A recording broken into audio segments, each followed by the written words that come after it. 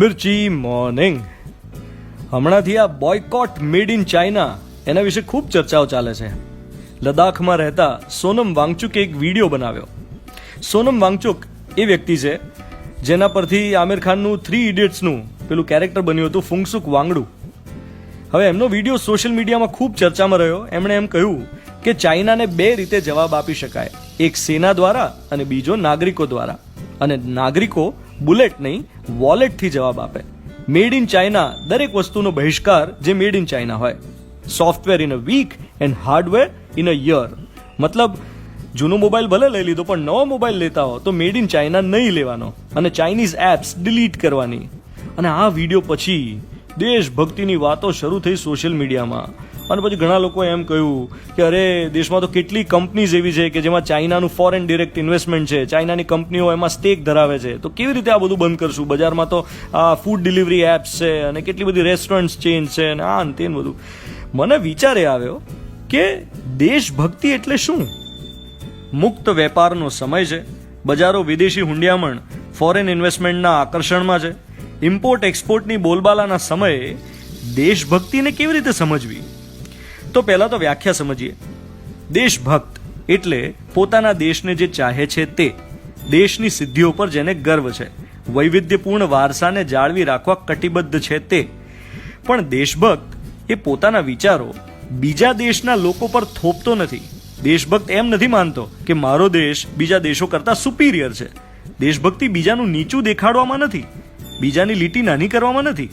એટલે ઓલિમ્પિક્સ વખતે આપણે જાણીએ છીએ કે ચાઇના કે અમેરિકાના એથ્લીટ્સ એની સામે આપણે વામણા પુરવાર થઈએ છીએ મેડલ ટેલીમાં. પણ જ્યારે પણ કોઈ ભારતીય જીતે તો ખૂબ ગર્વ થાય છે, એની સિદ્ધિને બિરદાવીએ છીએ. હરીફને હરીફની જેમ જોઈએ છે, દુશ્મનની જેમ નહીં. હરીફાઈ અને દુશ્મનીનો ફેર સમજીએ છીએ. પોતાના દેશને આખી દુનિયાથી ઉપર નથી માનતા. મારો દેશ ક્યારે ખોટો હોઈ જ ન શકે એવો ભ્રમ નથી રાખતા.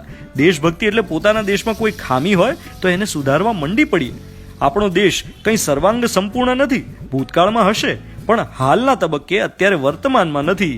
અને જે ખામી છે એને સ્વીકારી એને હકારાત્મક રીતે સુધારવા તરફનું વલણ દર્શાવે એ દેશભક્ત. દેશના આત્મસન્માનને, ગરિમાને કોઈ ઠેસ ન પહોંચે એ રીતે દેશને ચાહે એ દેશભક્ત. અને ચોક્કસપણે પોતાના દેશમાં ઉત્પાદન થયેલી વસ્તુઓને પ્રેમ કરે, એને પ્રોત્સાહન આપે. જે વોકલ ફોર લોકલને સમજે એ દેશભક્ત. સીધું સાદું એક્ઝામ્પલ લઈએ. તમે કચ્છ ફરવા ગયા હો તો તમે કચ્છની ગ્રામીણ હસ્તકલાને ઉત્તેજન આપતું શોપિંગ કરો તો તમે દેશભક્ત. પણ કચ્છ જઈને પછી તમે દાબેલી ખાવાની જગ્યાએ સબવેનો આગ્રહ રાખો તો તમને શું કહેવાનું? હવે આ તો થિયરીની વાત થઈ. થોડા પ્રેક્ટિકલ થઈએ. આપણા આચરણમાં, ડેલી રૂટીનમાં દેશ વિશે આપણે કેટલું વિચારીએ છીએ? દુબઈ કે સિંગાપોરના ઉદાહરણો આપતા આપણે થાકતા નથી, પણ ત્યાં જેવી સ્વચ્છતા રાખવાનો આપણે પ્રયત્ન કરીએ છીએ? જાપાન જેવું ડિસિપ્લિન આપણામાં ખરું? પાણી કે વીજળી જેવા કિંમતી સ્ત્રોતોને વાપરતી વખતે બીજાનો વિચાર કરીએ છીએ? સાદું એક્ઝામ્પલ લો, લોકડાઉનનું. લોકડાઉનના 4 તબક્કા હતા. કોઈને બહાર તો નીકળવાનું જ નહોતું, તો કેમ કોઈને વિચાર ના આવ્યો કે મારી દુકાનની બહાર લટકતું પેલું લાઇટવાળું સાઇનબોર્ડ બંધ રાખીએ? લોકડાઉન દરમિયાન મારા ઘરના ધાબેથી મેં કેટલાય બિલબોર્ડ્સ, સ્ટ્રીટ લાઇટના જાહેરાતના બોર્ડ્સ, દુકાનના નેમ પ્લેટ્સ, એમાં બેકલિટ લાઇટો બધું ચાલુ જોયું. ક્યાં જરૂર હતી બોર્ડ્સમાં આ બધી બેકલિટ? કેટલા શોરૂમ વાળાએ, દુકાનદારોએ આવું વિચાર્યું હશે કે ભાઈ આપણે બોર્ડ બંધ રાખીએ. ઇવન લોકડાઉન ખુલે એના પછી પણ મને એમ કહો કે રાત્રે 10 વાગે બધી બંધ થઈ જતી દુકાનો, એના સાઇનબોર્ડ્સ રાત્રે 3 વાગે કેમ ચાલુ રહેવા જોઈએ?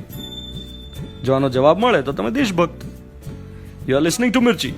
હું છું ધ્વનિત તમારી સાથે. Good morning my dear.